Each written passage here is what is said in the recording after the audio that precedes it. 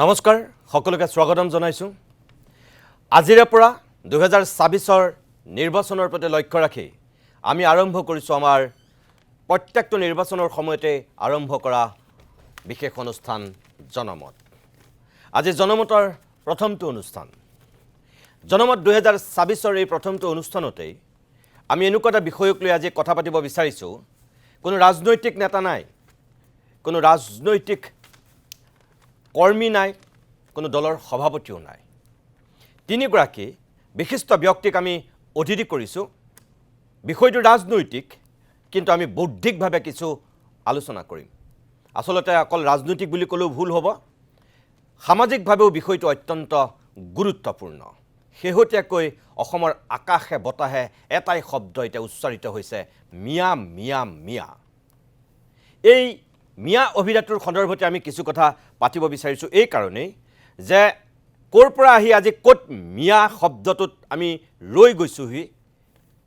কেনেকৈ এই শব্দটোলৈ আহি উপস্থিত হ'লহি আজি জাতিটো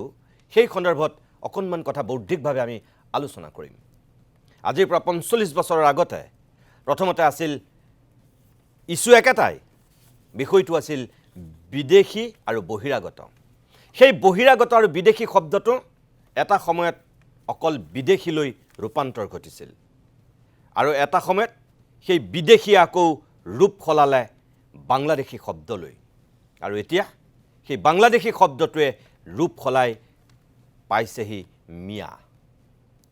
ইছ্যু একেটাই সমস্যা একেটাই কিন্তু সময়ৰ পৰিৱৰ্তনৰ লগে লগে ৰূপ খলাইহে অভিধাটো বেলেগ হৈছেহি আসলতে আমি সাম্প্ৰতিক যেটো অসমৰ ৰাজনৈতিক আৰু সামাজিক পৰিৱেশ এই পৰিৱেশ পৰিস্থিতিটোৰ পৰা কেতিয়াবা আমি পৰিত্ৰাণ পাম নে ইয়াৰ আৰু কোনো পৰিত্ৰাণৰ এতিয়া পথ নাই অসমৰ ৰাজনৈতিক প্ৰেক্ষাপটত দুই মেৰু সৃষ্টি হৈ এনেকৈ এতিয়া অসমবাসীয়ে অনন্তকাললৈ জীয়াই থাকিব লাগিব এই কথাখিনিকে আজি আমি বৌদ্ধিকভাৱে আলোচনা কৰিম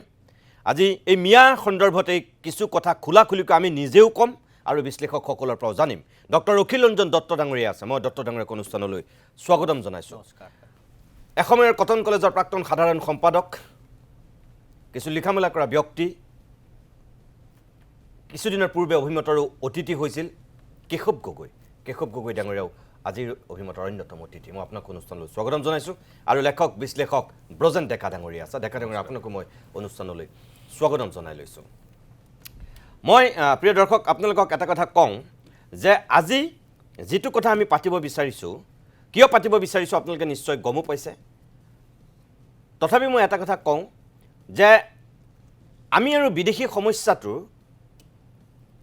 লৈ কোনো হয়তো আমি আকৌ ৰাজপথত আন্দোলন কৰি একো লাভ নাই কা আন্দোলনে আমাক সকলো দেখুৱাই দিলে তাৰ আগৰ কথা মই একোই নকওঁ আলফাৰ স্বাধীনতা বিচাৰি কৰা আন্দোলন সবচৰীয়া অসম আন্দোলন এইবিলাকৰ পৰা আহি এতিয়া যদি আমি শেহতীয়া একেবাৰে কা আন্দোলনলৈকে চাওঁ যে অসমীয়া জাতিটোৱে মূল ইছ্যুবিলাকৰ পৰা কেনেকৈ আঁতৰি যাবলগীয়া হয় কেনেকৈ বিচ্যুত ঘটিবলগীয়া হয় পৰিৱেশ পৰিস্থিতিয়ে ক'ৰ পৰা ক'লৈ লৈ যায় সেয়া আমাক অভিজ্ঞতাই শিকাইছে এতিয়া মই প্ৰথমতেই ডক্টৰ অখিল ৰঞ্জন দত্ত ডাঙৰীয়াকে মই সুধিব বিচাৰিছোঁ এটা কথা যে এই যেটো সমস্যা এই সমস্যাটোৰ শেষটো এতিয়া আহি শেষ বুলি মই এই কাৰণে ক'ব বিচাৰিছোঁ যে খেদিব নোৱাৰা বিদেশী খেদিব নোৱাৰা এটা অৱস্থাত আমি আহি উপস্থিত হলো বুলি সকলোৱে মানি ললো নেকি যে প্ৰথমতে বহিৰাগত আৰু বিদেশী তাৰ পিছত অকল বিদেশী তাৰ পিছত বিদেশীৰ পৰা বাংলাদেশী আৰু এতিয়া বাংলাদেশীৰ পৰা আহি মিয়া তাৰমানে মিয়া বুলি কৈ পেলাই আমি এইটো কথা মানি লৈছো নেকি আউপকীয়াকৈ যে এই যেটো আমাৰ 71ৰ পিছত অহা মানুহক লৈ যিখিনি কথা আছিল আমি হেতু মানি লৈছো যে আমি কাকো খেদিব নোৱাৰো আমি এই মানুহখিনিক যিখিনিক আমি বিদেশী বুলি ইমান দিনে কৈ আছিলো এখিনিক লৈ আমাৰ এটা হাত ভৰি বন্ধা আমি উপায় নাই তাৰমানে গতিকে আমি এতিয়া মিয়া বুলি কৈ পেলাই এটা ৰাজনৈতিক ভাগধাৰা সৃষ্টি কৰিয়েই আমি এনেকৈ এখন অসম নিৰ্মাণ কৰিব বিচাৰিছো আপুনি কি বুলি ভাবে হয় মই ধন্যবাদ জনাইছো আমি যেতিয়া এনেকুৱা এটা জটিল সন্দিক্ষণত উপনীত হওঁ বা সামাজিকভাৱে এনেকুৱা এটা উত্তেজনা সৃষ্টি হয় বা ৰাজনৈতিকভাৱে এনেকুৱা এটা উন্মাদনা সৃষ্টি কৰা হয় সেইটো সময়ত আমি যিটো নাগৰিক সমাজ বুলি কওঁ বা সচেতন সমাজ বুলি কওঁ তেওঁলোকে আচলতে খুব কথাবিলাক সুস্থিৰভাৱে আৰু সাধাৰণ মানুহে বুজাকৈ ক'ব লাগে এই ক্ষেত্ৰত ৰাষ্ট্ৰনীতিনো কি বা আইনৰ ব্যৱস্থানো কি এই কথাখিনিও ক'ব লাগে এতিয়া আপুনি যিখিনি কথা ক'লে ধৰক ৮৫ চনত অসম চুক্তি হ'ল অসম চুক্তিৰ আধাৰত নাগৰিকত্ব আইনৰ সংশোধন হ'ল সেই সংশোধনক লৈ প্ৰত্যাহ্বান জনোৱা হ'ল প্ৰত্যাহ্বান জনোৱাৰ পাছত সুপ্ৰিম কোৰ্টে ক'লে যে ১৯৮৫ চনৰ অসম চুক্তিৰ ভিত্তিত ১৯৮৬ চনত যি নাগৰিক আইন আমাৰ নাগৰিকত্ব আইন সংশোধন কৰা হ'ল ছেকশ্যন 6A সংযোগ কৰা হ'ল সেই সংযোগ কৰা যিটো ব্যৱস্থা সেই ব্যৱস্থাটো এটা বিধিগত ব্যৱস্থা গতিকে তাৰ প্ৰতি সৃষ্টি হোৱা প্ৰত্যাহ্বান সুপ্ৰিম কোৰ্টে বা উচ্চতম ন্যায়ালয়ে নাকচ কৰিলে আৰু ছেকশ্যন 6A বাহাল ৰাখিলে এই কথাটো মই এইকাৰণে কৈছোঁ যে ছেকশ্যন 6A বা সেই যিটো ভিত্তিবৰ্ষ তাক লৈ NRC প্ৰস্তুত কৰা হ'ল NRC প্ৰস্তুত ৰাষ্ট্ৰীয় নাগৰিকপঞ্জী ২০১৯ চনত সেইটো চূড়ান্ত ৰূপ দিয়া হ'ল এতিয়া মই যিটো কথা কৈছোঁ যে এই সম্পৰ্কে ৰাষ্ট্ৰই বা চৰকাৰে কি কয় আজি গৃহমন্ত্ৰীয়ে বেলেগকৈ কয় মুখ্যমন্ত্ৰীয়ে বেলেগকৈ কয় কিন্তু ভাৰত চৰকাৰৰ স্থিতি কি এই কথাটো আমি সকলোৱে জনা উচিত ২০১৯ চনৰ ২ ছেপ্টেম্বৰ তাৰিখে ভাৰত চৰকাৰৰ বৈদেশিক মন্ত্ৰীয়ে আমাৰ যেতিয়া ৰাষ্ট্ৰীয় নাগৰিকপঞ্জীৰ চূড়ান্ত যিটো মানে চূড়ান্ত খচৰা যেতিয়া প্ৰকাশ কৰা হ'ল তেতিয়া মিনিষ্ট্ৰী অফ এক্সটাৰ্নেল এফেয়াৰ্ছ বা বৈদেশিক দপ্তৰে কি কৈছিল এই কথাটো আমি জনা উচিত এতিয়া ধৰক NRCক লৈও আমি ভাবিছিলোঁ যে NRCয়ে ৰাষ্ট্ৰীয় নাগৰিকপঞ্জী এটা সমাধান সূত্ৰ উলিয়াব এইটো কথা মই এইকাৰণে কৈছোঁ যে নাগৰিকপঞ্জীক লৈ ধৰক সদৌ অসম ছাত্ৰ সন্থা বা বিভিন্ন জনগোষ্ঠীয় সংগঠন বামপন্থীসকল যিসকলে অসম আন্দোলনক বিৰোধিতা কৰিছিল তেওঁলোক আৰু ধৰক প্ৰব্ৰজনকাৰী যিসকল ৭১ চনত আগত আহিছে তেওঁলোকৰ অধিকাংশ সকলো বুলি নকওঁ সকলোৱে এক সহমতত উপনীত হৈছিল যে ৰাষ্ট্ৰীয় নাগৰিকপঞ্জীয়ে এটা সমাধান সূত্ৰ দেখুৱাব এই কথাটো ভাৰত চৰকাৰে গ্ৰহণ কৰিছিলে নে নাই এই কথাটো আমি স্পষ্টকৈ জনা উচিত যেতিয়া NRC প্ৰকাশ হ'ল তেতিয়া বা যিটো প্ৰকাশৰ যিটো প্ৰক্ৰিয়া সেইটো সময়ত ৰাষ্ট্ৰসংঘৰ তৰফৰ পৰা বিভিন্ন প্ৰশ্ন উত্থাপন হৈছিল আৰু ভাৰতবৰ্ষৰ যিসকলে সংখ্যালঘুৰ স্বাৰ্থক প্ৰতিনিধিত্ব কৰে বুলি কয় তেওঁলোক ধৰা হৰ্ষ মাণ্ডেৰ কথাই মই কৈছোঁ তেওঁলোকে ইয়াৰ বিৰুদ্ধে এটা ব্যাপক প্ৰচাৰ চলাইছিল আনকি ব্যাপক মানে এই যে এটা স্বাক্ষৰ অভিযান চলাইছিল তাৰ পাছত যেতিয়া এই নাগৰিকপঞ্জী প্ৰকাশ হ'ল চূড়ান্ত খচৰা প্ৰকাশ হ'ল তেতিয়া কি কৈছিল ভাৰত চৰকাৰে বিশেষকৈ বৈদেশিক দপ্তৰে এই কথাটো মই ক'ব বিচাৰিছোঁ তেওঁলোকে ক'লে updating NRC is a statutory transparent legal process mandated by the honourable supreme court of India এইটো এটা ষ্টেটিউটৰী আইনগত প্ৰচেছ ইয়াত চৰকাৰৰ কোনো ইয়াত হাত নাই এটা তাৰপাছত ক'লে NRC is a fair process based on scientific methods. Inclusion in NRC is unique process as it is based on application rather than house-to-house enumeration. এইবিলাক বহুত গুৰুত্বপূৰ্ণ কথা তাৰপাছত ক'লে it is a non-discriminatory process which leaves no room for bias and injustice. ইয়াত অন্যায়ৰ কথা নাই ভাৰত চৰকাৰৰ বৈদেশিক দপ্তৰে কৈছে এইটো এটা নিকা প্ৰচেছ এইটো এটা ন্যায়সংগত প্ৰচেছ ইয়াত আমাৰ কোনো হস্তক্ষেপ নাই গতিকে এইটো আমাৰ কাৰণে গ্ৰহণযোগ্য এইটো কথা সমান্তৰালভাৱে যিটো কথা ক'লে সেইটো আমাৰ কাৰণে গুৰুত্বপূৰ্ণ এনিৱান excluded from the list at this stage has a right to file an application তেওঁলোকে এপ্লিকেশ্যন কৰিব পাৰিব কিন্তু লগতে ক'লে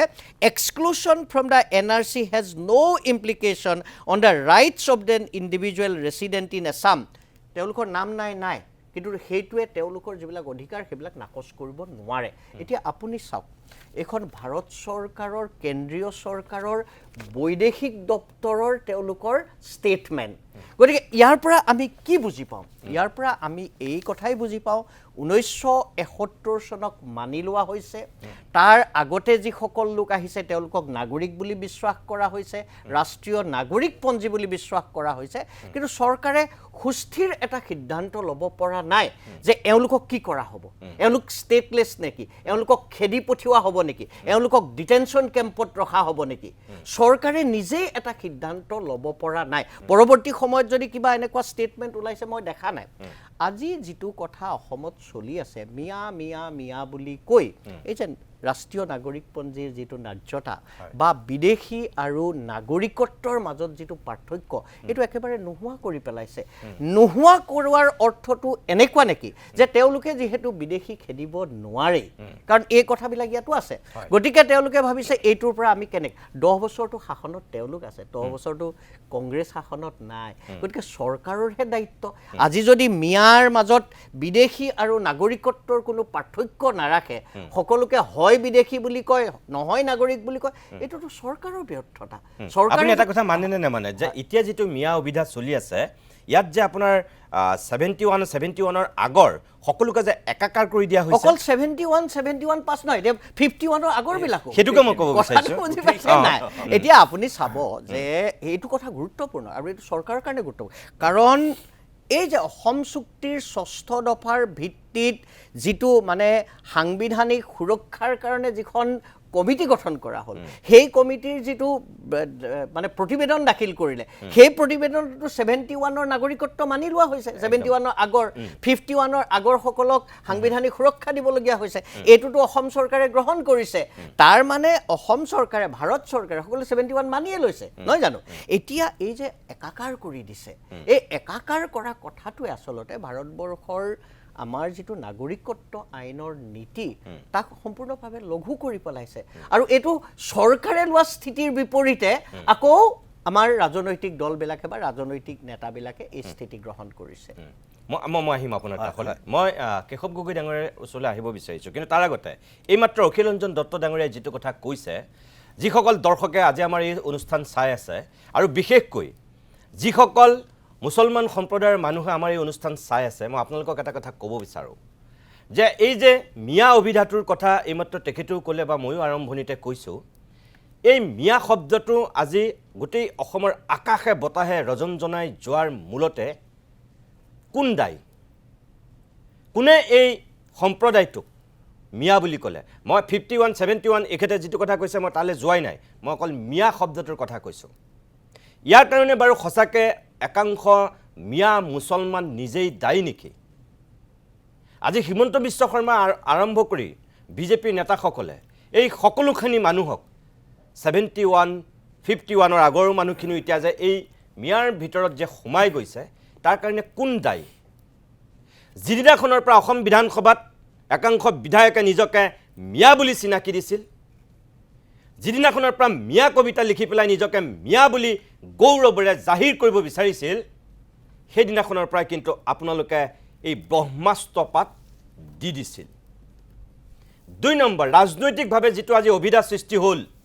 ইয়াৰ কাৰণে আজি বিজেপিক দায়ী কৰে বা হিমন্ত বিশ্ব শৰ্মাহঁতৰ নিচিনা মানুহক বহুতে জগৰীয়া কৰে,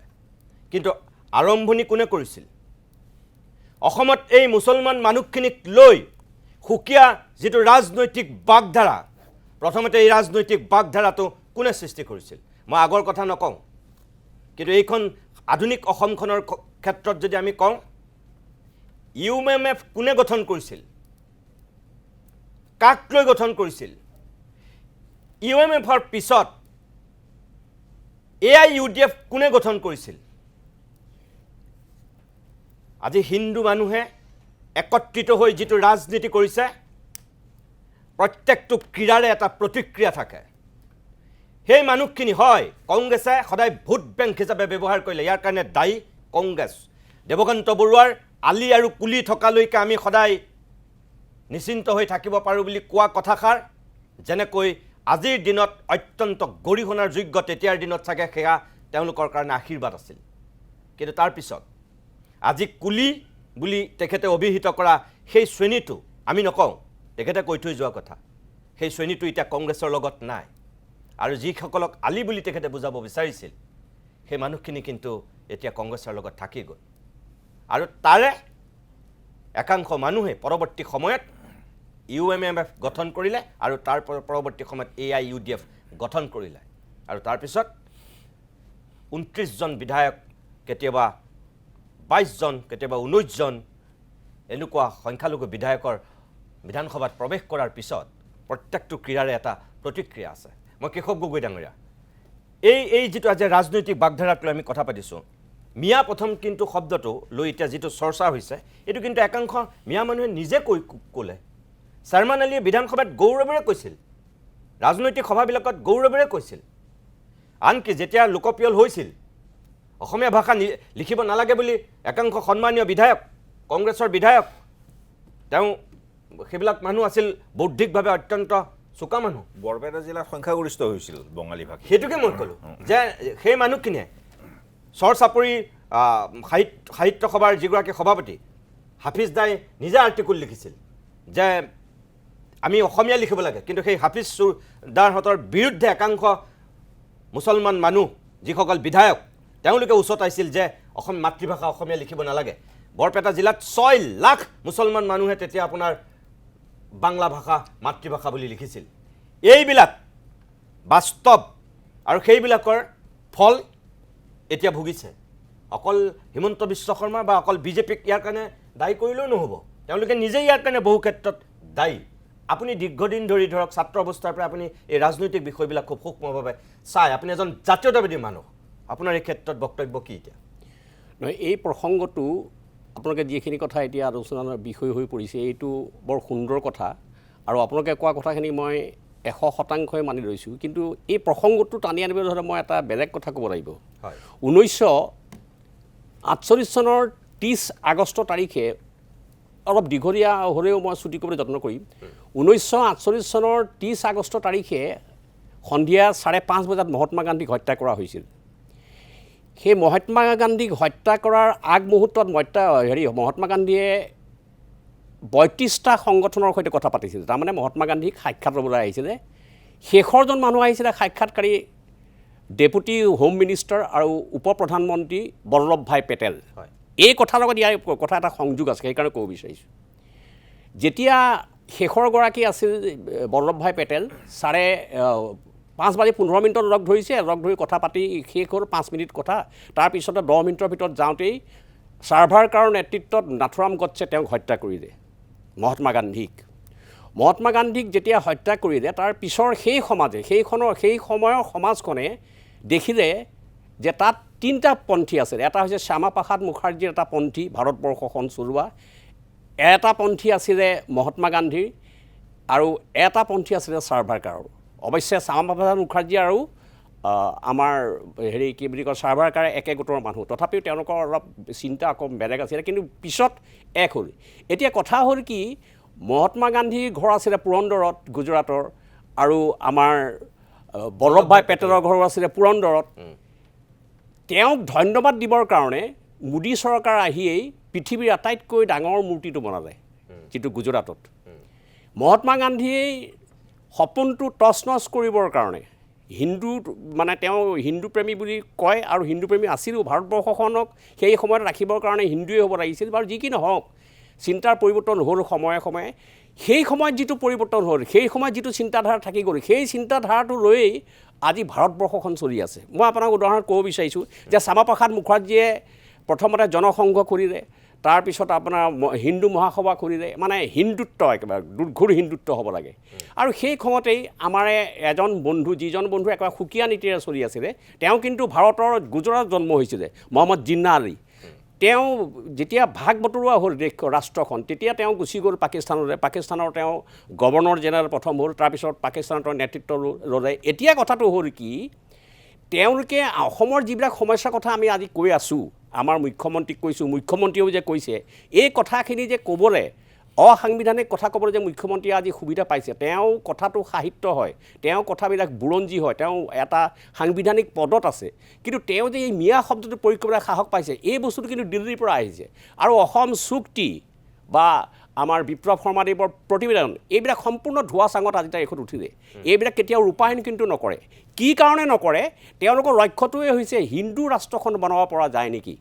আৰু সেই কাৰণে তেওঁলোকে প্ৰথমে দেখিলে বহুত সতৰ্কতাৰে তেওঁলোকে কামবিলাক কৰিছে বিজেপিয়ে তেওঁলোকে প্ৰথমে দেখিলে যে প্ৰথম আহিয়েই হেৰি প্ৰধানমন্ত্ৰী হৈ নহয় মুখ্যমন্ত্ৰী হৈ আহিয়ে হেৰি খেলপথাৰত খানাপাৰা খেলপথাৰত প্ৰধানমন্ত্ৰীয়ে কৰে প্ৰথম অনুপ্ৰৱেশকাৰী শব্দটো অনুপ্ৰৱেশকাৰী যিটো হিন্দীত কয় ঘোষ বেঠিও যিটো আমাৰ অমিত শ্বাহে সেইদিনা কৈছে যে ঘোষ বেঠিয়াকো গতিকে এই শব্দটো প্ৰথম প্ৰয়োগ কৰে তাৰপৰা দেখিলে যে এইটো কৈ যদি দিওঁ মানে মুছলমান বুলি যদি কৈ দিওঁ অলপ সমস্যা আছে আজিৰ তাৰিখত তেওঁলোকে মানে সময়ে সময়ে যিটো মানে অস্ত্ৰ তেওঁলোকে বনাই আৰে এতিয়া ভাবিলে যে নহয় ঘোষ বেঠি বুলি ক'লে মানুহে মানি নলয় কাৰণ তোমালোকে আজি ইমান বছৰ আন্দোলন কৰিলা চুক্তিখন হ'ল চুক্তিৰ এটা দফাও পূৰণ নহ'লে গতিকে এতিয়া এটা শব্দ উলিয়াই দিলে তেওঁলোকে মিয়া বুলি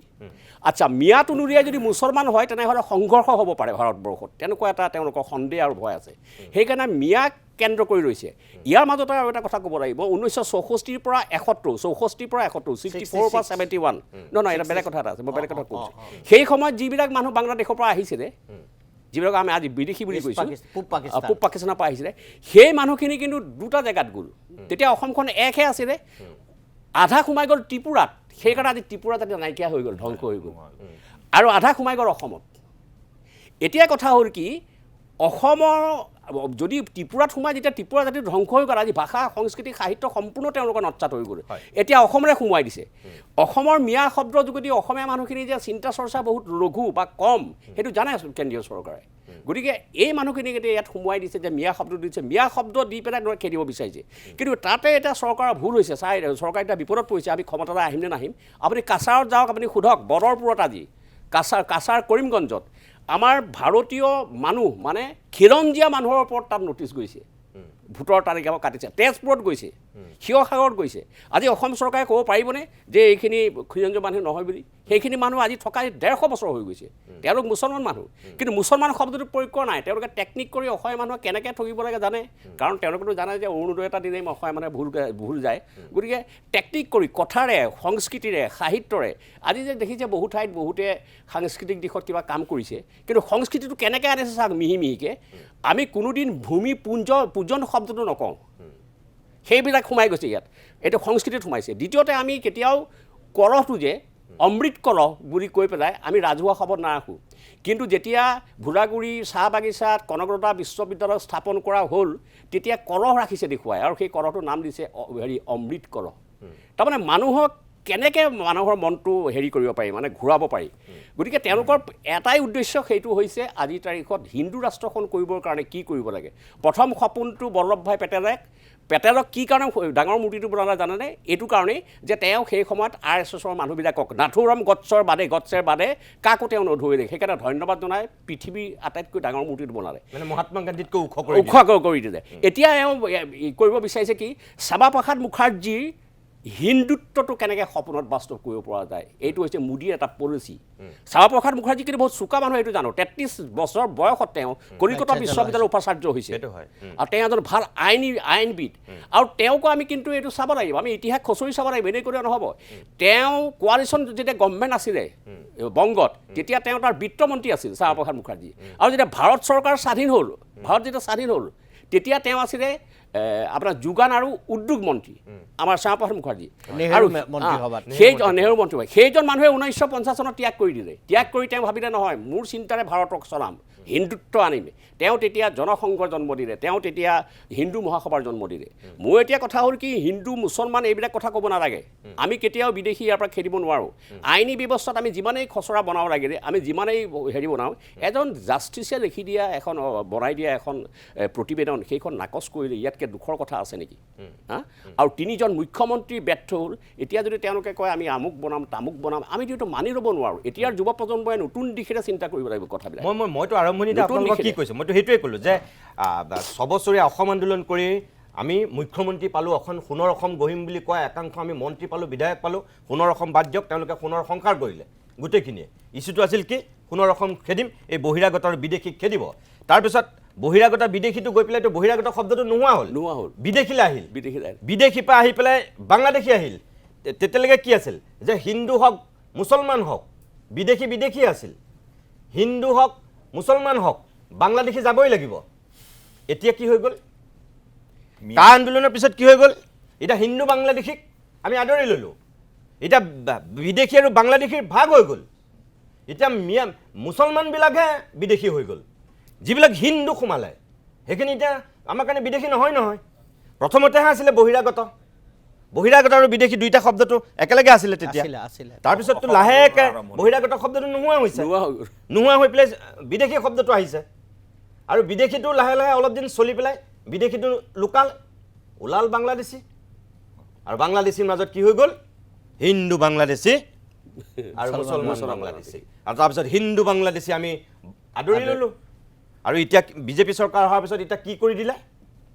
কেতিয়ালৈকে আমি হিন্দু বাংলাদেশীক আদৰি ল'লোঁ আমাৰতো আন্দোলন এইটো কাৰণে হৈছিলে নেকি প্ৰফুল্ল মহন্তহঁতে এইটো কামৰ কাৰণে আন্দোলন কৰিছিলে ছবছৰীয়া অসম আন্দোলন এইটোতো নাছিল তেতিয়াহ'লে শৰাইঘাটৰ শেষ ৰণ বুলি কোৱা হৈছিল অগপৰ পিছত কংগ্ৰেছৰ পিছত বিজেপি চৰকাৰ অহাৰ আগত শৰাইঘাটৰ শেষ ৰণখন কাৰ বিৰুদ্ধে আছিল বিদেশীৰ বিৰুদ্ধে আছিল বিদেশীততো একাংশ আদৰি ল'ম বুলিতো ভবা হোৱা নাছিল আমিতো আদৰি ল'লোঁ এতিয়া মোৰ সেইকাৰণে কৈছোঁ যে এতিয়া আল্টিমেট গৈ পেলাই আমি এনেকুৱা হ'ল নেকি যে যিখিনি আমাৰ সঁচাকৈ দত্ত ডাঙৰীয়াই যিখিনি আৰম্ভণিতে কৈছে NRC-খনৰ কথাই কেন্দ্ৰীয় চৰকাৰে ন্যায্যতা দিছে গৃহমন্ত্ৰী দেখোন বুকু ঢকিয়াই পেলাই কৈছিল যে আমাৰ দম আছে কাৰণে আমি কৰি দেখুৱালোঁ যিটো কাম ইমান দিনে কংগ্ৰেছে কৰিব নোৱাৰিলে এতিয়াহ'লে তেনেহ'লে তাত কোৱা সেই কথাখিনিকে আৰে NRC-খনকেতো তেনেহ'লে এই 19 লাখ বিদেশী কৰিব পাৰে আৰু নকৰিলে তেনেহ'লে তাৰমানে কথাটো এনেকুৱা যে এইবিলাক সকলো ফুটুকাৰ ফেন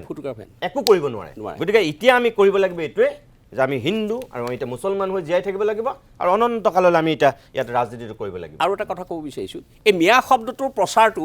এই 5 বছৰৰ ভিতৰত বেছিকৈ হৈছে হয় এই 5 বছৰৰ ভিতৰত আৰু এটা কথা ক'ব বিচাৰিছোঁ যে যদি এই মিয়াখিনি থাকে তেনেহ'লে মুখ্যমন্ত্ৰী হ'ব মিয়া মানুহ কিন্তু আনোৱাৰ টাইমৰ ইয়াৰ মুখ্যমন্ত্ৰী আছিলে এজনী মহিলা মানুহ কিন্তু তেওঁ ইয়াত মিয়াৰ কাৰণে বা মুছলমানৰ কাৰণে তেনেধৰণৰ ষড়যন্ত্ৰ কৰিছিল নেকি এইবিলাক কথাটো আমাৰ মানুহে সেইটো প্ৰজন্ম এতিয়াওতো জীয়াই আছে আনোৱাৰ টাইমৰ মই গোটেই কথাখিনি চালোগৈ আনোৱাৰ টাইমে এটাই বেয়া কাম কৰিছিলে মানে তেওঁ সম্প্ৰদায়ৰ মানুহক চাকৰি বেছিকৈ দিছিলে তাৰ বাদে কিন্তু তেওঁ তেনেকুৱা এটা মানে সংঘৰ্ষ হ'ব পৰা অসমীয়া জাতি ধ্বংস কৰিব তেওঁ মিয়া মুছলমানৰ কৃপাত গৈ পেলাই তেওঁ মুখ্যমন্ত্ৰী হোৱা নাছিল কংগ্ৰেছৰ ন বুজিছোঁ কথাটো কিন্তু তেওঁ সেই সাম্প্ৰদায়িক দৃষ্টিভংগীটো সেইটোকে ক'লোঁ তাৰমানে এতিয়া ইয়াৰ আগৰ নিৰ্বাচনলৈকে কি আছিল যে আজমল সভ্যতা বুলি কৈছিল আজমল সভ্যতা আৰু আজমল মুখ্যমন্ত্ৰী হ'ব বুলি কোৱা হৈছিল লুঙি টিভি পিন্ধা মানুহে বিধানসভাত গোটেই ৰাজত্ব কৰিব বুলি কোৱা হৈছিল এতিয়া আজমল যেতিয়া অপ্ৰাসংগিক হৈ গ'ল আজমলৰ ভোটটো যেতিয়া নোহোৱা হৈ গ'ল এতিয়াতো নতুন এটা ভোট ওলাইছে মই আকৌ কৈছোঁ যে এই আপুনি যিটো কথা কৈছে যে মিয়াটো 5 বছৰত হৈছে বুলি এইটো কাৰণে অকল হিমন্ত বিশ্ব শৰ্মা দায়ী নহয় ইয়াৰ কাৰণে একাংশ মিয়া নেতা নিজে দায়ী ভালেই পাওক বেয়াই পাওক মই আপোনাৰ লগত হয়তো মোৰ এইটো দ্বিমত হ'ব পাৰে বা অখিল ৰঞ্জন দত্ত ডাঙৰীয়া কিন্তু এইটো কাৰণে একাংশ মিয়া মানুহ মিয়া ৰাজনৈতিক নেতা নিজে দায়ী হয় এইটো খাটাং কাৰণ মিয়া কবিতা তেওঁলোকে লিখিছে নিজকে মিয়া বুলি চিনাকি দি ভাল পাওঁ বুলি তেওঁলোকে কৈছে আৰু এতিয়া তাৰে সুযোগ লৈ লৈছে মইতো কৈছোঁ যে প্ৰত্যেকটো ক্ৰীড়াৰে এটা প্ৰতিক্ৰিয়া থাকে বিজ্ঞানৰ এইটো সূত্ৰই কৈয়ে থৈছে গতিকে এতিয়া সেইটো হৈছে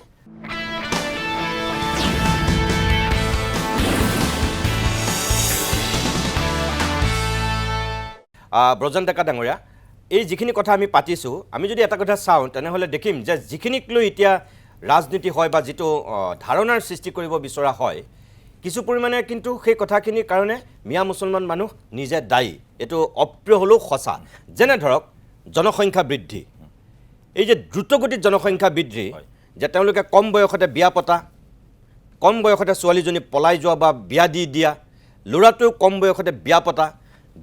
জন্ম নিয়ন্ত্ৰণৰ কোনো ধৰণৰ এটা চিন্তা নাই আল্লাৰ দান বুলি কৈ 7টা 8টাকৈ জন্ম দিয়া বহু বিবাহ এতিয়া কমিছে কিছুদিনৰ আগলৈকেতো 2গৰাকী 3গৰাকী বিয়া পাতে এখন LP স্কুল নিজৰ ঘৰখনতেই সৃষ্টি হয় মোটামুটি শুনিবলৈ বেয়া ক'বলৈ বেয়া সেই পৰিৱেশটো তেওঁলোকে সৃষ্টি কৰিছিল 3 নম্বৰ কথা আপোনাৰ মাটিৰ প্ৰতি যিটো দুৰ্বলতা অসমীয়া যিখন মুছলমান আছে গৰীয়া সকলো মুছলমান কিন্তু য'তে ত'তে মাটি দেখিলেতো তেওঁলোক গৈ জঁপিয়াই নপৰে একাংশ মিয়া মানুহৰ মাটিৰ প্ৰতি যিটো লোভ যিটো দুৰ্বলতা এইটো ঠিক যে তেওঁলোকে কষ্ট কৰে তাত খেতি কৰে গছপুলি ৰুৱে কিবা কিবি কৰিব বিচাৰে চন পৰি থকা মাটিৰ প্ৰতি তেওঁলোকৰ এটা সাংঘাতিক দুৰ্বলতা আছে ধৰ্মীয় যিটো গুৰামী অত্যন্ত বেছি সেইটোতো একেবাৰে মিছা নহয় ৰাজনৈতিকভাৱে যিটো তেওঁলোকৰ মানে অত্যাধিক আক্ৰোশ বুলিয়ে ক'ম মই যেনে ধৰক UMF গঠন কৰাৰ সময়ত গোলাম উছমানীহঁতৰ পৰা ধৰি যিমানবিলাক মানুহ আমি দেখিছোঁ নহয়, আজমলে AIUDF গঠন কৰাৰ পিছত আমি দেখিছোঁ নহয় কেনেকৈ এক হৈ গৈছে। তাৰপিছত তেওঁলোকৰ বিৰুদ্ধে এতিয়া একাংশ হিন্দু এক হৈ পেলাই ৰাজনীতি কৰিছে, সেইটো সুযোগ তেওঁলোকে দি দিছে। শুনিবলৈ বেয়া, ক'বলৈ বেয়া, সেই আৰম্ভণি কোনে কৰিছিলে? একাংশ মিয়া মানুহে কৰিছে, আজি তাৰ ফল ভুগিছে। আপুনি কি বুলি ভাবে এতিয়া? মানে যেতিয়া আমি শৰাইঘাট যুদ্ধৰ কথা কওঁ, অসমৰ পৰাক্ৰমৰ কথা কওঁ, এইটো মানে কিন্তু আমি তিনিটাকৈ মানৰ আক্ৰমণ হৈছিল আৰু তাৰপিছত অসমখন সম্পূৰ্ণৰূপে বিধ্বস্ত হৈ গৈছিল। তৃতীয়টো মানৰ আক্ৰমণৰ পিছত অসমখনক ব্ৰহ্মদেশৰ এটা অঞ্চল হিচাপে বা এখন ৰাজ্য হিচাপে লৈ পেলাই ইয়াত এজন শাসনকৰ্তা নিয়োগ কৰি দিছিল। সেইখিনি সময়ত অসমীয়াৰ অৱস্থা কিমান বেয়া আছিল, আনকি ক'ৰবাত মই পঢ়িছোঁ যে অসমীয়াৰ সংখ্যা হয়তো তেতিয়া 50,000লৈ নামি আহিছিল। মই ক'ৰবাত পঢ়িছোঁ, মই নাজানো, কিন্তু অসমীয়াৰ খুব বেয়া অৱস্থা আছিল। আনকি ব্ৰিটিছে, আনকি সেই বাৰ্মা ৱাৰ বুলি কওঁ, ব্ৰিটিছেও ব্ৰহ্মদেশৰ লগত যুদ্ধ কৰি আমাক ল'ব বিচৰা নাছিল। মানে ব্ৰিটিছৰ কথাটো আছিল যে এইখন ঠাইখন ল'ম, শাসন কৰোঁতে খৰচ বেছি হ'ব ইনকামতকৈ, সেই ধৰণৰ কনচিডাৰেশ্যন। কিন্তু শেষত গৈ পেলাই যেতিয়া জোকাব আৰম্ভ কৰিলে ব্ৰহ্মদেশে, বাৰ্মা ৱাৰ হ'ল, ব্ৰহ্মদেশ হাৰিলে আৰু এখন চুক্তি হ'ল ব্ৰহ্মদেশ আৰু ইংৰাজৰ মাজত, যিটোৰ মৰ্মে অসমখন আমি ভাৰত হৈ গ'লোঁ। যিটো আলফাৰ মেইন যুক্তি যে এখন বেলেগ এখন দেশে, এখন ব্ৰহ্মদেশে আমাক কেনেকৈ এখন বেলেগ দেশক দি দিব পাৰে আমাক নুসুধাকৈ, যিটো আলফাৰ মেইন যুক্তি যে ইয়াণ্ডাবু চুক্তিমতে আমাৰ হ'ল। তাৰপিছত অসমলৈ দুটা ডাঙৰ প্ৰব্ৰজন হ'ল। এটা উজনি অসমলৈ চাহ খেতি কৰিবৰ কাৰণে, কাৰণ আমাৰ স্থানীয় মানুহখিনিৰ কোনো দৰকাৰ নাছিল চাহ বাগিচাত গৈ মজদুৰ হ'বলৈ, আৰু নামনি অসমত মৰাপাট আৰু ধান খেতি কৰিবৰ কাৰণে সেই ঠাইবিলাকলৈ অসমৰ খেতিয়কক মাটি নিলেও নগ'ল হয় খেতি কৰিবলৈ। দ্বিতীয়তে ব্ৰহ্মদেশ তেতিয়াৰ পৰা কি বাংলাদেশ পৃথিৱীৰ ভিতৰত আটাইতকৈ বেছি জনসংখ্যাৰ ঠাই আজিও, প্ৰায় মষ্ট প্ৰবেবলি 1500মান তেওঁলোকৰ জনবসতিৰ ঘনত্ব প্ৰতি বৰ্গ কিলোমিটাৰত। অসমত এতিয়াও 400তকৈ কম। ইয়াত বহুত মাটি পৰি আছে, তাত বহুত মানুহ আছে। ব্ৰিটিছে তাৰ পৰা নামনিলৈ খেতি কৰিবলৈ মানুহ আছিল, উজনিলৈ চাহ বনাবলৈ মানুহ আনিছিল। এই দুটা বৃহৎ প্ৰব্ৰজনে অসমৰ জনগাঁথনিৰ ওপৰত ব্যাপক প্ৰভাৱ পেলালে। কিন্তু একে সময়তে ব্ৰিটিছে কিন্তু আমাক মানৰ পৰা উদ্ধাৰো কৰিলে। মই নাজানো মানৰ যদি অধীনত আৰু আমি 100 বছৰ থাকি গ'লোঁ হয়, অসমীয়া জাতি থাকিল হয় নে নাথাকিল হয়, মোৰ কিন্তু সন্দেহ আছে। মই ভাবোঁ যে অসমীয়া নিশ্চিহ্ন হৈ গ'ল হয়। দ্বিতীয়তে ব্ৰিটিছৰ যেতিয়া লগত সোমালোঁ, এই কথাটো মই লিখিছোঁ যে যিটো ব্ৰহ্মদেশৰ বংগৰ যিটো ৰাজনীতি, অসমীয়া জাতি সদায় তাৰ কোলেটাৰেল ডেমেজ হয়। কয় নহয় যে ডাঙৰ আক্ৰমণ এটা হ'ল, আমাৰ উদ্দেশ্য আছিল এই ঠাইখন ধ্বংস কৰা, কিন্তু বোমত কাষত অলপমান ডেমেজ হৈ যায়, যিটোক আমি কোলেটাৰেল ডেমেজ বুলি কওঁ। আমাৰ ইচ্ছা নাছিল কিন্তু হৈ গ'ল। অসমীয়া জাতিটো যে বিলুপ্ত হ'ব ওলাইছোঁ, এইটো কোলেটাৰেল ডেমেজ। মেইন ৰাজনীতিটো হ'ল বংগক লৈ পেলাই। প্ৰথমতে ব্ৰিটিছ আহিলে, শাসন কৰিলে, তেওঁলোকৰ লগত আমোলা আহিলে, আহি প্ৰথম ব্ৰিটিছক বুজালে যে এইটোতো আমাৰহে ভাষা, এইটো এটা অপভ্ৰংশ। অসমত বঙালীক কি বুলি কয়, এইটোক ৰাজ্য ভাষাৰ জাপি দিলে। সেইটো হ'ল 1826 চনত ইয়াণ্ডাবু সন্ধি হ'ল, মাত্ৰ 10 বছৰ পিছত 1837 চনত অসমত বঙালী ভাষাক ৰাজ্য ভাষাৰূপে জাপি দিয়া হ'ল। আমাৰ অসমীয়া ল'ৰা ছোৱালীবিলাকে স্কুলত আৰম্ভই কৰিলে বঙালী মাধ্যমেৰে। প্ৰায় 37 বছৰ আছিল, 1872 চনলৈ যুদ্ধ কৰিলে, অসমীয়াই যুদ্ধ কৰি কৰি কৰি আকৌ প্ৰতিষ্ঠা কৰিলে। সেইখিনি সময়ৰ আমাৰ মানুহবিলাক, তাৰমানে ক'ব গ'লে অসমীয়া জাতি আকৌ আৰম্ভ হ'ল, মোৰ মতে আধুনিক অসমীয়া জাতি আৰম্ভ হ'ল। তাৰপিছত সেই কলিকতাত অসমীয়া ভাষা উন্নতি সাধিনী সভা হ'ল, জোনাকী হ'ল, বাঁহী হ'ল, এটা পৰ্যায়লৈ আহিলে অসমীয়া। তাৰপিছত আমাক পূৰ্ববংগৰ লগাই দিলে, বংগভংগ হ'ল, কমিউনেল লাইনত বংগদেশখন ভাঙি দিলে। ঠিক আছে, তোমালোকৰ ৰাজনীতি কৰিছা, আমি কোলেটাৰেল ডেমেজ কোন হ'ল? অসমীয়া। আমাক পূৰ্ববংগৰ অংগ বনাই দিলে, আছাম এণ্ড ইষ্ট বেংগল। ৰাজধানী ক'ত? ঢাকাত। 1905 চনৰ পৰা 1911 চনলৈ আমাৰ ৰাজধানী ক'ত? ঢাকাত। কিয় হ'ল? ব্ৰিটিছৰ যিটো ঔপনিৱেশিক ৰাজনীতিৰ আমি ভিক্টিম হ'লোঁ। আমি সদায় কোলেটাৰেল ডেমেজ, আমি পূৰ্ববংগ হৈ গ'লোঁ জবৰদস্তি। তাৰপিছত বংগভংগ উঠাই ল'লে, হ'ল। তাৰপিছত যেতিয়া মানে মই এই মিয়া মানুহখিনিৰ কথা কৈ আছোঁ, পশ্চিমবংগৰ অৱস্থাটো এনেকুৱা আছিল যে পূৰ্ববংগৰ যিখিনি মুছলমান, এইটো দত্ত ডাঙৰীয়াই বেছি ভালকৈ জানিব, মই যিমানখিনি জানো, তেওঁলোক ইছলামলৈ খুব বেছি দিন আগতে ধৰ্মান্তৰিত হোৱা মানুহ নহয়। তেওঁলোক কি আছিল? তেওঁলোক আটাইতকৈ দুখীয়া আটাইতকৈ পদদলিত, যিটোক আমি হয়তো দলিত বুলি কওঁ, আটাইতকৈ দুখীয়া আৰু আটাইতকৈ পিছপৰা শ্ৰেণীৰ মানুহ, যাক মানে হিন্দু উচ্চ বৰ্ণখিনিয়ে স্বীকৃতি নিদিছিল বা নেগলেক্ট কৰিছিল। তেওঁলোকে যেতিয়া নবাবৰ শাসন প্ৰতিষ্ঠা হ'ল, মোগলৰ শাসন প্ৰতিষ্ঠা হ'ল, তেওঁলোকে ৰজাৰ আৰু নবাবৰ ধৰ্মটো লৈ ল'লে। কেনেকুৱা যে নবাবৰ লগত আমি একে শাৰীত একে মছজিদতে প্ৰাৰ্থনা কৰিব পাৰিম, মানে ইছলামত এক ধৰণৰ যিটো ধৰ্মীয় সমতা, সেই ধৰ্মীয় ইছলাম ধৰ্ম লোৱাৰ কাৰণে তেওঁলোকে ছ'চিয়েল জাষ্টিছ, সামাজিক ন্যায় পালে নেকি? মোৰ মতে নাপালে। কোনো ধৰ্মই পৃথিৱীত ক'তো সামাজিক ন্যায় দিব পৰা নাই আৰু নোৱাৰেও ভৱিষ্যতে। কিন্তু তেওঁলোকে হিন্দুৰ লগত এটা যি নহওক যে তহঁতৰ লগত আমি নাথাকোঁ, আমি বামুণৰ, আমি চৌধুৰীৰ,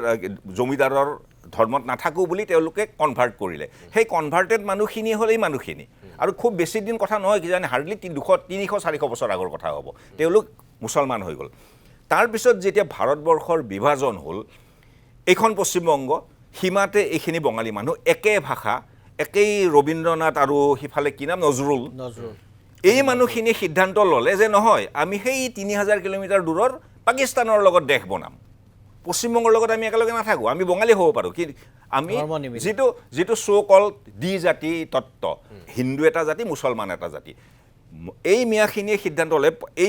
সিদ্ধান্ত ল'লে যে আমি পাকিস্তানৰ লগত একেলগে পাকিস্তান হ'ম, পূৰ্ব পাকিস্তান বনালে।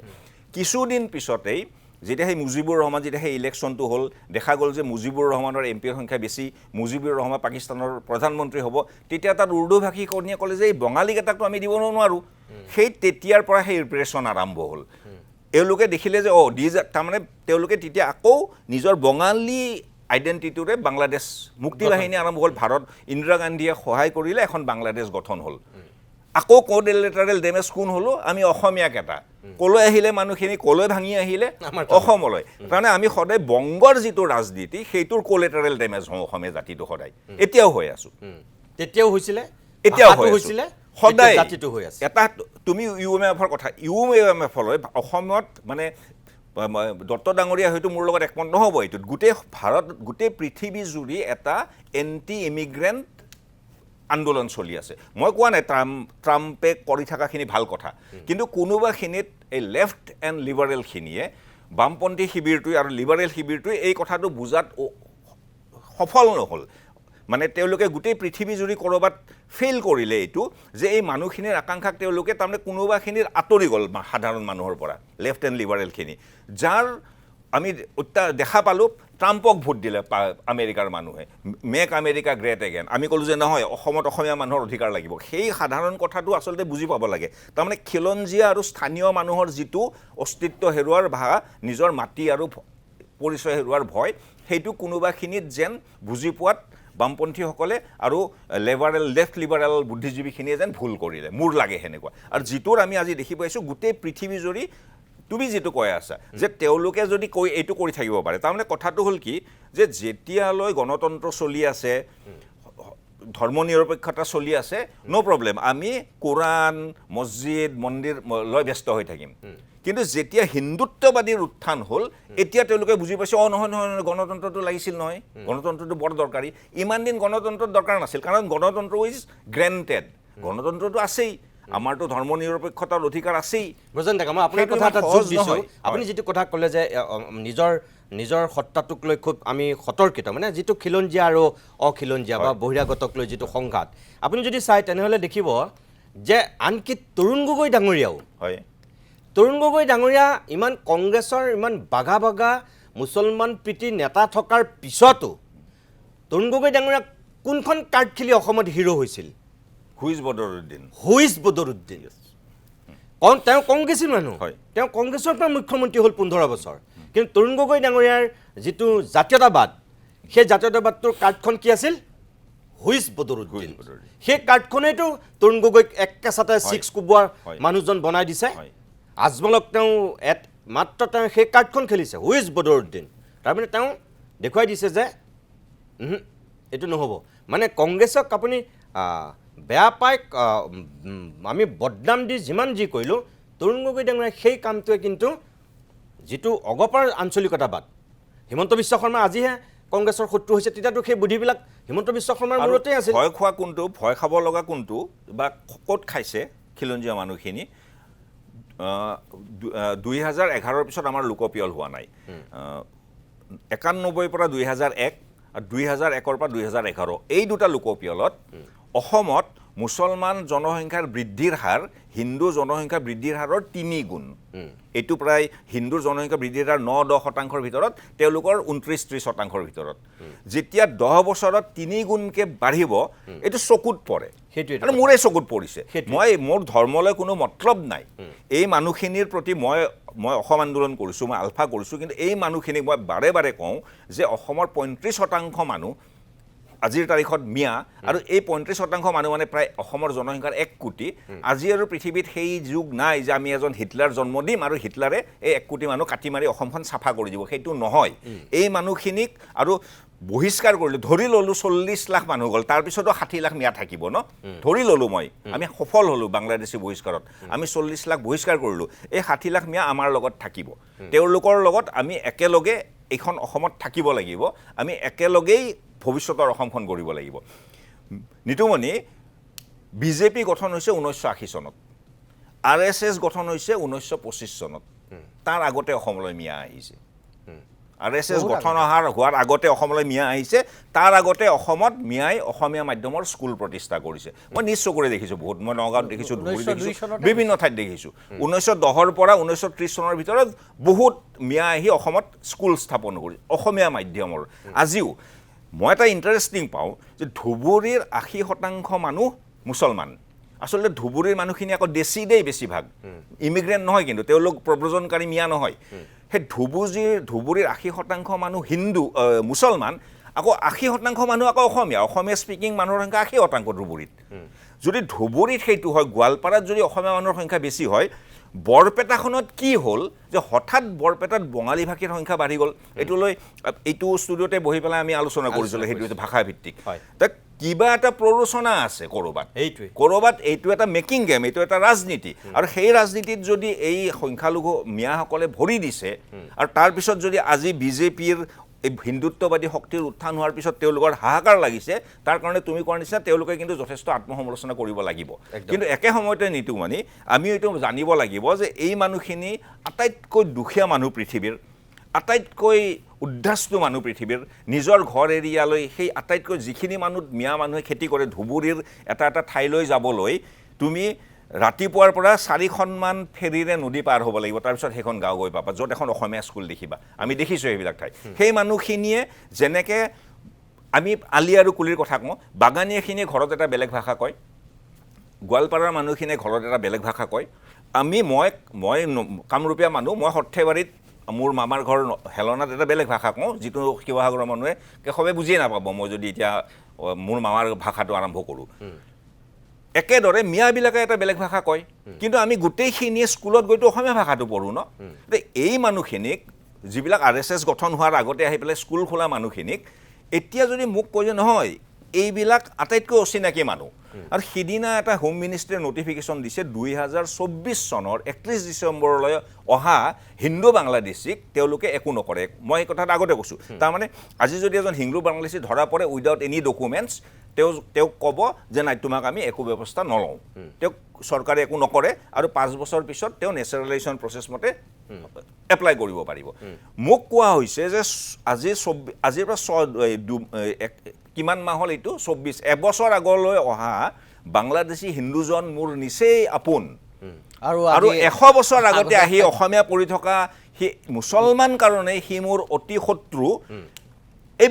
এইটো মই গ্ৰহণ নকৰোঁ নিতুমণি মানে ইমানো নহয় তাৰমানে এটা সীমা থাকিব লাগে চব বস্তুৰে ঠিক আছে মই ধন্যবাদ জনাইছোঁ আপোনাক অকণমান সময়ৰ কাৰণে বাণিজ্যিক বিৰতি ল'ম প্ৰিয় দৰ্শক আপোনালোকে এখেতসকলৰ কথাখিনি যিসকলে চাইছে আৰু আপোনালোকৰ এনেকুৱা মানুহ আছে যিবিলাকক এই অনুষ্ঠানটো চোৱাওক এই কথাখিনি চোৱাটো দৰকাৰ আকৌ কৈছোঁ যিসকল মিয়া মুছলমান মানুহে চাই আছে আপোনালোকে নাভাবিব যে মই আপোনালোকৰ শত্ৰুতা কৰি পেলাই এই কথাবিলাক কৈছোঁ আত্মবিশ্লেষণ কৰক এতিয়াও সময় আছে বহু ক্ষেত্ৰত উগ্ৰ যিটো গোড়ামী এই গোড়ামী ত্যাগ কৰক সেই ধৰ্মীয় গোড়ামীটোৰ কাৰণে আজি প্ৰত্যেকটো ক্ৰীড়াৰে এটা প্ৰতিক্ৰিয়া হৈছে এগাল সন্তান জন্ম দিয়া আল্লাৰ দান বুলি কৈ পেলাই যিবিলাক কাম কৰিলে তাৰ ফল ভুগিলে 11খন জিলাত যেতিয়া জনসংখ্যা বৃদ্ধি হ'ল একাংশ মানুহ স্বাভাৱিকতে আতংকিত হৈ গ'ল এজন হিন্দু যুৱকে 30 বছৰত বিয়া পাতে, এজনী ছোৱালী 25 বছৰৰ পিছত বিয়া হয়, আৰু আপোনালোকৰ এই 30 বছৰলৈ মানুহজনী আইতা হৈ যায়, 3টা জেনেৰেশ্যনৰ মাক হয়। এজনী ছোৱালী হিন্দু বিয়া হয়, এটা ল'ৰা জন্ম দিয়ে মানে আপোনালোকৰ 7টা সন্তান জন্ম হয়। এইবিলাক ভুল আপোনালোকে কৰিছে আৰু তাৰ ফল আজি আপোনালোকে ভুগিছে।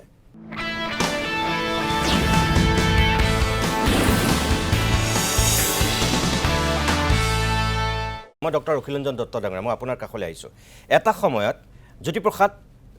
আৰু ভূপেন হাজৰিকালৈকে যে আমি চাওঁ, তেনেহ'লে এই মানুহখিনিক ন অসমীয়া মৈমনচিঙীয়া বুলি জ্যোতিপ্ৰসাদে কৈ থৈ গৈছে আৰু লিখি থৈ গৈছে। ভূপেন হাজৰিকাই গীততো কৈ থৈ গৈছে। সেই ন অসমীয়া বুলি ভূপেন হাজৰিকা জ্যোতিপ্ৰসাদৰ নিচিনা মানুহে আদৰি লোৱাৰ পিছত আচলতে সেই মানুহখিনিয়ে নিজকে কিন্তু মিয়া মিয়া বুলি নিজকে ক'ব নালাগিছিল চাগে, মোৰ লাগে। তথাপিও আপুনিও যিহেতু ৰাজনৈতিকভাৱে আপুনি এজন চিৰিয়াছ ব্যক্তি, ৰাজনীতি বিজ্ঞানৰ মানুহ, সমাজ বিজ্ঞান আপুনি অধ্যয়ন কৰি আছে, গতিকে সামাজিক দৃষ্টিভংগীৰ আৰু ৰাজনৈতিক দৃষ্টিভংগীৰো যদি মই আপোনাক ক'বলৈ কওঁ যে আজি এই বস্তুটোৰ পৰা আমি পৰিত্ৰাণ পাম নে নাপাম, না ইয়াৰ কিবা ৰাস্তা আছেনে নাই, নে চেজ হৈ গ'ল? চাওক, গোটেই হেৰিটো, গোটেই প্ৰক্ৰিয়াটো বা পৰিস্থিতিটো খুব জটিল, আমি তাক সৰলীকৃত কৰিব নোৱাৰোঁ। আপুনি যদি ডক্টৰ হীৰেণ গোহাঁইৰ মন্তব্যবিলাক শুনে, তেখেতে খুব শংকা প্ৰকাশ কৰে যে আজি আহোমসকল আহি আহি অসমীয়া জাতিৰ লগত বিলীন হৈ গৈছে, তাৰ পাছত তেওঁলোকে এটা স্বকীয় পৰিচয় সত্তা গঢ়ি তোলাটো উচিত হৈছেনে, সেই প্ৰশ্নটো তেওঁ কৰিছে। আপুনি এটা কথা চাব যে অসম আন্দোলনৰ পৰৱৰ্তী সময়ত যিবিলাক জনজাতীয় গোষ্ঠী অসমীয়াৰ লগত একেবাৰে মিলি যোৱাৰ উপক্ৰম হৈছিল, সেইবিলাকেও, সেই জাতি সম্প্ৰদায়বিলাকেও কিন্তু স্বকীয় জাতিসত্তা নিৰ্মাণৰ প্ৰচেষ্টা চলাই আছে। চুতীয়াসকলৰ কথা ক'ব পাৰে, আপুনি আহোমসকলৰ কথা ক'ব পাৰে, মিচিংসকলৰ বাৰু এটা স্বকীয় সত্তা আছিলেই। এই যিটো পৰিচয় সত্তা, যে পৰিচয় কেন্দ্ৰিক ৰাজনীতি কৰাটো, এইটো কেৱল কেইটামান বিশেষ জনগোষ্ঠীৰ মাজত আছে নহয়, গোটেই বিশ্বতে তাৰ এটা প্ৰৱণতা আছে। তাৰ বহু কাৰণ আছে। অন্যতম কাৰণ হ'ল যে যিটো জাতি ব্যৱস্থাৰ মাজত বা জাতীয় ৰাজনীতি বা ৰাষ্ট্ৰনীতিৰ মাজত সোমাই পৰিছিল, সেই ৰাষ্ট্ৰনীতিয়ে তেওঁলোকৰ প্ৰত্যাশা বা আকাংক্ষিত যিটো আপোনাৰ প্ৰাপ্তি বা যিটো বিকাশ, সেইটো কৰিব নোৱাৰিলে, ফলশ্ৰুতিত এনেকুৱা ঘটনা ঘটিছে। মিয়াসকলৰ ক্ষেত্ৰতো কম বেছি পৰিমাণে সেই কথাটো শুদ্ধ যে আমি যেতিয়া কওঁ যে মিয়াসকল অসমীয়াৰ সৈতে মিলি যাব লাগে, এই কথাটো আমি বহুত গুৰুত্ব দিওঁ। সেই কথাটো কিন্তু আজি বড়োসকলৰ ক্ষেত্ৰত আমি ক'ব নোৱাৰোঁ, আমি সেই কথাটো মিচিংসকলৰ ক্ষেত্ৰত ক'ব নোৱাৰোঁ, কাৰণ তেওঁলোকৰ যিটো পৰিচয় সত্তাৰ ৰাজনীতি, সেই ৰাজনীতিৰ লগত যিটো খিলঞ্জীয়াৰ স্বাৰ্থৰ কথা জড়িত হৈ আছে, গতিকে আমি সেই কথাবিলাকৰ পৰা ক্ৰমে ক্ৰমে এতিয়া আঁতৰি আহিছোঁ। এতিয়া প্ৰশ্নটো আহিল যে এই যে মিয়া কথাটো আহিলে, তাৰ কাৰণে মিয়াসকল দায়ী নেকি? এই কথাটো খুব গভীৰভাৱে বিশ্লেষণ কৰাৰ প্ৰয়োজন আছে। কিছু ক্ষেত্ৰত এই কথাটো শুদ্ধ যে এই যে মিয়া মিয়া এটা পৰিচয় সত্তা গঢ়ি তুলিলে, তাৰ কাৰণে মিয়াসকলৰ একাংশ সাধাৰণ মানুহৰ তাৰ লগত কোনো সম্পৰ্ক নাই। মিয়াসকলৰ তেওঁলোকৰোতো কিছু অতি উচ্চাকাংক্ষী তেওঁলোকৰ মাজত নেতা আছে, আৰু আপুনি জানিব যে সংখ্যালঘু যিবিলাক সম্প্ৰদায় আছে, মুছলমান সম্প্ৰদায়কে আদি কৰি, তেওঁলোকৰ এটা আন্তৰ্জাতিক নেটৱৰ্ক আছে। আজি মুছলমান মধ্যপ্ৰাচ্যত মুছলমানৰ প্ৰাধান্য আছে, আফ্ৰিকাৰ বহু দেশত আছে, তেওঁলোকৰ সাংঘাতিক ধৰণৰ এটা আন্তৰ্জাতিক নেটৱৰ্ক আছে, আৰু সেই নেটৱৰ্কে অসমৰ নিচিনা সীমামূৰীয়া ৰাজ্যবিলাকতো সেই কামবিলাক কৰি থাকে। গতিকে তাৰ এটা প্ৰভাৱ আছে। ধৰক মিয়া কবিতাৰ মই কথাটো কওঁ যে মিয়া কবিতা যিটো সময়ত আহিলে, সেইটো মিয়া কবিতা শুদ্ধ নে অশুদ্ধ এইটো বেলেগ কথা, কিন্তু যিটো সময়ত মিয়া কবিতাটোক লৈ এটা বিতৰ্ক সৃষ্টি কৰা হ'ল, সেইটো আচলতে খুব এটা ভুল কথা আৰু ভুল সিদ্ধান্ত আছিল। সময় অসমৰ মানুহে NRCৰ কাৰণে যুদ্ধ কৰি আছে, অন্যফালে CAA নাগৰিকত্ব সংশোধনী আইন আৰু বিধেয়ক আৰু আইনৰ বিৰুদ্ধে যুদ্ধ কৰি আছে। সেইটো সময়ত এই যিসকল পূৰ্ববংগীয় মুছলমান আছিল, তেওঁলোকৰ ওপৰত এটা হেঁচা সৃষ্টি হৈছে, আৰু মই ইতিমধ্যে কৈছোঁ NRCৰ লগত এটা কেন্দ্ৰ কৰি এটা সহমত উত্থাপন হৈছে। আৰু সেইটো সময়ত হৰ্ষ মাণ্ডেৰ নিচিনা মানৱ অধিকাৰ কৰ্মীয়ে যেতিয়া একেবাৰে লাখ লাখ মানুহৰ স্বাক্ষৰ অভিযান লৈ NRCৰ বিৰুদ্ধে যেতিয়া যুদ্ধ এখন ঘোষণা কৰি দিছে, মই মই ভাবোঁ সেইটো একদম শুদ্ধ কথা নাছিল আৰু সেই কথাবিলাকে হিন্দুত্ববাদী যিটো শক্তি তেওঁলোকক বহু সহায় কৰিলে এই মুছলমান সম্প্ৰদায়ৰ বিৰুদ্ধে যুঁজ কৰিবৰ কাৰণে একেই কথা মিয়া কবিতাৰ ক্ষেত্ৰত যে মিয়া কবিতা লাগে নালাগে সেইটোৰ এটা বিচাৰ বেলেগ কিন্তু যিটো সময়ত মিয়া কবিতা আহিল সেইটো সময়ত ডক্টৰ হীৰেণ গোহাঁইও লিখিছে এতিয়াও হৰ্ষ মাঞ্জাৰ নিচিনা মানুহে কিন্তু এতিয়াও ভুল কৰি আছে। এতিয়া মই ভাবোঁ মুখ্যমন্ত্ৰীৰ বিৰুদ্ধে তেওঁ এসোপামান গোচৰ তৰিছে সেইবিলাকে আমাৰ অসমত থকা সংখ্যালঘু মানুহৰ কোনো কল্যাণ সাধন নকৰে এই কথাটো কিন্তু মই স্পষ্ট তাৰ অৰ্থ এইটো নহয় আৰু মিয়া মিউজিয়ামৰ কথা ক'লে কোনো দৰকাৰ নাছিল শ্বেৰমান আলীয়ে মিয়া মিউজিয়ামৰ কিয় প্ৰয়োজন আছিল তেওঁলোকে নিজৰ ৰাজনৈতিক যিটো কথা ভোটাধিকাৰ ভোটৰ যিটো প্ৰশ্ন তাৰ কাৰণে এইবিলাক কথা কয় আৰু তাৰ বলি হয় কোন এই সাধাৰণ মানুহখিনি বলি হয় সাধাৰণ মানুহখিনি বলি কিন্তু মই এইটো কথা ক'ব বিচাৰিছোঁ যে মিয়াৰ জনসংখ্যা বৃদ্ধি হৈছে তাৰ কাৰণে মিয়া মানুহক গালি ফাৰি থাকিলে কিন্তু আমাৰ কোনো সমাধান নোলায় এই কথাটো আমি স্পষ্টকৈ জনা পাইছোঁ যিটো কথা আজি ব্ৰজেন ডেকাই কৈছে আজিৰ পৰা 3টা আৰু 4টা দশকৰ মাজত মিয়া সম্প্ৰদায়ৰ মাজৰ পৰা যিসকল শিক্ষিত লোক ওলাই আহিব তেওঁলোকে কেতিয়াও 5টা 6টা 7টা সন্তান তেওঁলোকৰো সন্তান এটালৈ নামি যাব এতিয়াই নামিছে এতিয়া যিসকল শিক্ষিত মানুহ যিসকল শিক্ষক যিসকল চিকিৎসক যিসকল ইঞ্জিনিয়াৰ যিসকল বিজনেছমেন তেওঁলোকৰ এটা বা দুটা সেইটোৱে মই সেই কথাটোৱে ক'ব বিচাৰোঁ তাৰ মানে গোটেই কথাটোৰ লগত অনগ্ৰসৰতাৰ এটা সম্পৰ্ক আছে শিক্ষাৰ পোহৰ এখেতে যিটো কথা ক'লে যে এখন গাঁৱলৈ গৈছে 3খন 4খন নদী পাৰ হৈ তাৰ পাছত দেখিছে তাত অসমীয়া মাধ্যম এখন মই আপোনাক যোগ দি পেলাই কৈছোঁ যে মই কোনটো দিশেৰে কৈছোঁ যে আমচু গঠন হৈছিল আমচু গঠন হৈ পেলাই আমচুৱে আজি যিটো কথা কৈছে শিক্ষা আৰু স্বাস্থ্যক লৈ আমচুৱে যিমান এতিয়া সজাগ আমচুৱে ইয়াৰ আগত সেই কামটো কৰিলে নে নহয় মই এই কথাটো মই এই কথাটোৱে ক'ব বিচাৰিছোঁ যে এতিয়া সমাধান সূত্ৰ কি আমি ধৰক এটা সম্প্ৰদায়ক আমি গালি পাৰি থাকিব পাৰোঁ ৰাজনৈতিক নেতাসকলে তেওঁলোকৰ ৰাজনৈতিক ইচ্ছাৰ ভিত্তিত এজেণ্ডাৰ ভিত্তিত কথা ক'ব কিন্তু আমি যেতিয়া কথাটো ক'ব বিচাৰিছোঁ যে ইয়াৰ মূলতে অনগ্ৰসৰতা তাৰ লগত কিন্তু কিছু স্বাৰ্থান্বেষী ৰাজনৈতিক ইচ্ছা বা শক্তি জড়িত হৈ আছে এইটোও আমি অস্বীকাৰ কৰা নাই কিন্তু মই যিটো কথা ক'ব বিচাৰিছোঁ আজি যিসকল তাৰ পৰা আজি এনেকুৱা এটা আজি মিয়া যিসকল শ্ৰমিক তেওঁলোকক বাটে পথে পিটিছে নহয়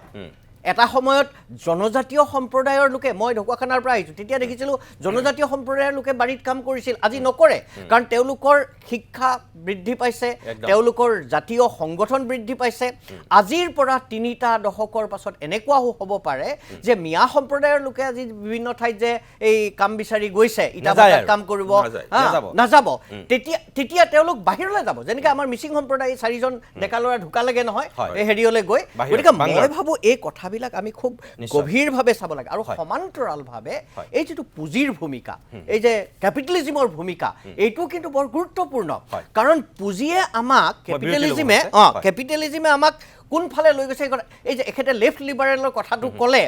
আপাতত সেইটো শুদ্ধ কথা লেফ্ট লিবাৰেলে এইবিলাক কথা কোৱা নাই কিন্তু লেফ্ট লিবাৰেলে এই কথাটো চাই আছে যে পুঁজিয়ে আমাক কোনফালে লৈ গৈছে আজিতো কৰ্পৰেটৰ যিটো আগ্ৰাসন চলি আছে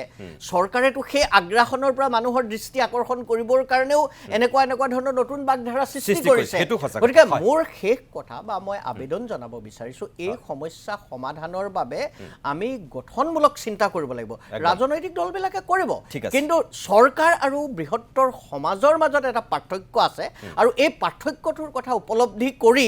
আমি দূৰদৃষ্টিৰে যে আজি আমি আছো কাইলৈ নাই কিন্তু প্ৰজন্মৰ পাছত প্ৰজন্ম ভৱিষ্যত প্ৰজন্ম থাকি যাব নহয় তেওঁলোকৰ ভৱিষ্যত সুৰক্ষিত হ'বনে নহয় সেই কথাটোৰ ওপৰত আমি বেছি গুৰুত্ব দিব লাগে মই ধন্যবাদ জনাইছোঁ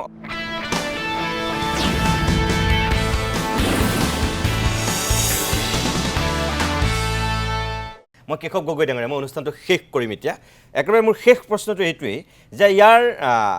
এই যিটো বাগধাৰা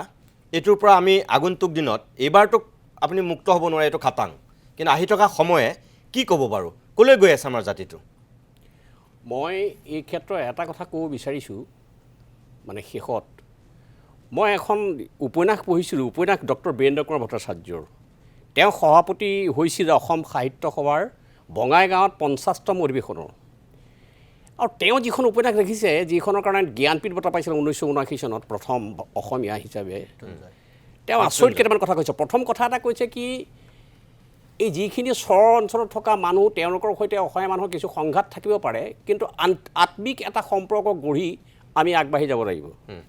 এক নম্বৰ সেইটো কথা কৈছে দ্বিতীয় মই তেখেতৰ উদ্ধৃতি দি এটা কথা ক'ব বিচাৰিছোঁ আজিৰ তাৰিখত অসমৰ প্ৰজন্মক উপন্যাসখনৰ প্ৰথম বাক্যটো আছিল যে কেঁচা বৰলক জোকালে গা সৰা টান মৃত্যুঞ্জয় উপন্যাসখনৰ আৰু শেষৰ বাক্যটো হৈছে মই ভাবিছোঁ স্বাধীনতা পালে জানো মানুহবিলাক ভাল হ'ব এতিয়া কথাটো ক'ব বিচাৰিছোঁ আমাৰ চিন্তা চৰ্চা যদি ভাল নহয় আমাৰ দৃষ্টিভংগী যদি ভাল নহয় ধৰ্মীয়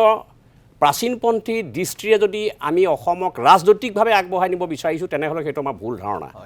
গতিকে আমি শান্তি সম্প্ৰীতিৰে আগবাঢ়িব লাগিব আৰু সেইকাৰণেই মই ক'ব বিচাৰিছোঁ এই নৱপ্ৰজন্ম কেঁচা বৰলক জোকাই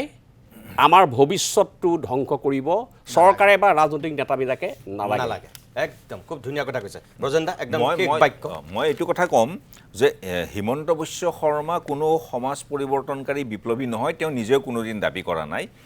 তেওঁ ৰাজনীতি কৰোঁতে ক্ষমতা হাসিল কৰিবলৈ সেই ৰাজনীতিটো কৰে যিটো সেই সময়ত ৰাজনীতি চলি আছে গতিকে আমি এনেকুৱা এটা ৰাজনীতি গঠন কৰি ল'লোঁ সেই ৰাজনীতিটোকে হিমন্ত বিশ্ব শৰ্মাই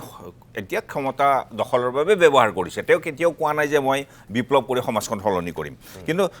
মই এটা কথাই আহ্বান জনাম মানে অসম যিসকল মিয়া যিসকল অসমত সদায় থাকি যাব তেওঁলোকৰ অসমীয়া হোৱাত বাদে বেলেগ কোনো উপায় নাই আৰু যিখিনি মিয়া অসমত থাকি যাব সেইখিনিক অসমীয়া মানুহেও জ্যোতিপ্ৰসাদ আৰু ভূপেন হাজৰিকাই কোৱাৰ নিচিনাকৈ আঁকোৱালি লোৱাৰ বাদে আমাৰ কোনো উপায় নাই এটা ভাল কথা যে নেশ্যনেল ফেমিলি হেল্থ ছাৰ্ভেৰ মতে ইতিমধ্যে মুছলমান মহিলাৰো যিটো জন্মৰ হাৰ ফাৰ্টিলিটি ৰেট যথেষ্ট কমি আহিছে এতিয়াও অলপমান বেছি হৈ আছে কিন্তু এইটো আমি সবে জানো যে আৰু দুটা বা তিনিটা দশকৰ পিছত এই জনসংখ্যা বৃদ্ধিৰ সমস্যাটো নোহোৱা হ'ব চীনত ইতিমধ্যে কমিব আৰম্ভ কৰিছে সমগ্ৰ পৃথিৱীত কমিব আৰম্ভ কৰিছে ভাৰতবৰ্ষতো কমিব আৰম্ভ কৰিব গতিকে হয়তো 4-5টা দশকৰ পিছত এই জনসংখ্যাৰ সমস্যাটো আমাৰ নাথাকিব গতিকে আমি অলপ ভৱিষ্যতলৈ চাই গগৈ ডাঙৰে কোৱাৰ নিচিনা অলপ ভৱিষ্যতলৈ চাই পেলাই এই একদম সামূহিক যিটো ৰাজনৈতিক স্বাৰ্থ সেইটোৰ ওপৰলৈ উঠিব চেষ্টা কৰিলে হয়তো অসমীয়া জাতিৰ কাৰণে মংগলজনক হ'ব একদম খুব ধুনীয়া কথা কৈছে মই তিনিওগৰাকীকে আপোনালোকক ধন্যবাদ জনাম মোৰ আৰু আচলতে বহুত কথা পাতিবলৈ মন আছিল কিন্তু সময়ৰ নাটনিত মই সামৰিব লাগিব তথাপিও যিখিনি কথা কৈছে মই আৰম্ভণিতেই কৈছিলোঁ এক বৌদ্ধিক আমি আলোচনা কৰিম কোনো ধৰণৰ ৰাজনৈতিক বাকযুদ্ধ নহয় কোনো ৰাজনৈতিক মানে মুখপাত্ৰ নাই কোনো ৰাজনৈতিক নেতা নাই তিনিগৰাকী বিশিষ্ট ব্যক্তিক আনিছিলোঁ এটা স্পৰ্শকাতৰ বিষয় আলোকপাত কৰিবলৈ এখেতসকলে যিখিনি কথা ক'লে আপোনালোকে নিজে বিচাৰ কৰক মোৰ ক'বলগীয়া একো নাই নিৰ্বাচন আহিছে নিৰ্বাচন যাব নেতা আহিছে নেতা যাব কিন্তু এইখন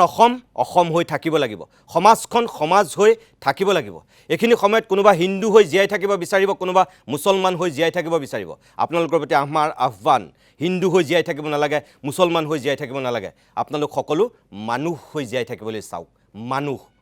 যি মানুহৰ কথা কৈ গৈছে জ্যোতিপ্ৰসাদে যি মানুহৰ কথা কৈ গৈছে বিষ্ণুৰাভাই যি মানুহৰ কথা কৈ গৈছে ভূপেন হাজৰিকাই যি মানুহৰ কথা কৈ গৈছে সৌসেদিনাখন জুবিন গাৰ্গে আজিৰ অভিমত ইমানতে সামৰিছোঁ নমস্কাৰ